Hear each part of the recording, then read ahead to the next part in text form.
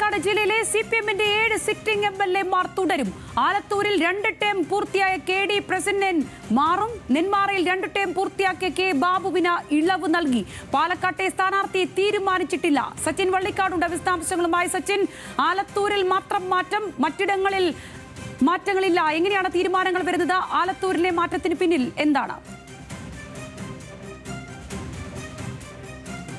സംഗീത, CPIM-ന്റെ ജില്ലാ സെക്രട്ടേറിയറ്റ് യോഗവും ജില്ലാ കമ്മിറ്റി യോഗവുമാണ് മുഖ്യമന്ത്രിയുടെ സാന്നിധ്യത്തിൽ ഇന്ന് ചേർന്നത്. അതിലാണ് നിർണായകമായ തീരുമാനങ്ങൾ ഉണ്ടായിട്ടുള്ളത്. പാലക്കാട് ജില്ലയിൽ 2 തവണ ടേം പൂർത്തിയാക്കിയത് ആലത്തൂരിലും അതേപോലെ തന്നെ നെന്മാറ മണ്ഡലങ്ങളിലുമാണ്. ആലത്തൂരിൽ KD പ്രസേനനും നെന്മാറയിൽ K ബാബുവുമാണ് 2 ടേം പൂർത്തിയാക്കിയിരിക്കുന്നത്. ഇരുവരെയും മാറ്റണം എന്ന ഒരു നിർദ്ദേശമായിരുന്നു ജില്ലാ കമ്മിറ്റി കഴിഞ്ഞ ദിവസം സംസ്ഥാന കമ്മിറ്റിക്ക് കൈമാറിയത്. എന്നാൽ മുഖ്യമന്ത്രി പങ്കെടുത്ത യോഗത്തിൽ ജയസാധ്യത മാത്രം പരിഗണിച്ചുകൊണ്ട് ആലത്തൂരിലെ നിലവിലെ MLA ആയിട്ടുള്ള KD പ്രസന്നനെ മാത്രം മാറ്റുക, നെന്മാറയിൽ വിജയസാധ്യതയുള്ള K ബാബുവിനെ നിലനിർത്തണം എന്ന ആവശ്യം തന്നെയാണ് ജില്ലാ സെക്രട്ടേറിയറ്റ് യോഗത്തിൽ ഉയർന്നിട്ടുള്ളത്. അതിൻ്റെ ഭാഗമായിട്ട് തന്നെയാണ് 2 ടേം പൂർത്തിയായ ആലത്തൂർ നെന്മാറയിലെ MLA ആയിട്ടുള്ള K ബാബുവിന് വീണ്ടും അവസരം നൽകുന്നത്.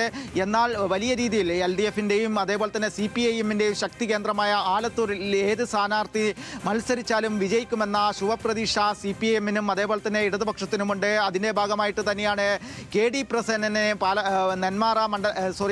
ആലത്തൂർ മണ്ഡലത്തിൽ നിന്നും മാറ്റാൻ വേണ്ടി തീരുമാനിച്ചിട്ടുള്ളത്. നിലവിലെ പാലക്കാട് ജില്ലാ പഞ്ചായത്ത് പ്രസിഡന്റായ TM ശശി, അതുപോലെ തന്നെ CPM-ന്റെ മുൻ ജില്ലാ സെക്രട്ടറിയും നിലവിൽ സംസ്ഥാന കമ്മിറ്റി അംഗവുമായിട്ടുള്ള മുൻ MLA കൂടിയായിട്ടുള്ള CK രാജേന്ദ്രനെയുമാണ് നിലവിൽ പട്ടികയിൽ ഉൾപ്പെടുത്തിയിട്ടുള്ളത്. അന്തിമ തീരുമാനം മറ്റന്നാൾ ചേരുന്ന CPM-ന്റെ സംസ്ഥാന കമ്മിറ്റിയിലും അതേപോലെ തന്നെ സംസ്ഥാന സെക്രട്ടേറിയറ്റിലുമാണ് ഉണ്ടാവുക എന്നാണ് ജില്ലാ നേതാക്കൾ അറിയിച്ചിട്ടുള്ളത്. 7 ഇടങ്ങളിൽ ഏതാണെങ്കിലും മാറ്റങ്ങളൊന്നും ഇല്ല എന്നുള്ളതാണ്. ആലത്തൂരിൽ മാത്രമാണ് മാറ്റം ഉണ്ടാകുന്നത്. സച്ചിൻ വള്ളിക്കാടാണ് വാർത്തയുടെ വിശദാംശങ്ങൾ പ്രേക്ഷകരിലേക്ക് എത്തിച്ചത്.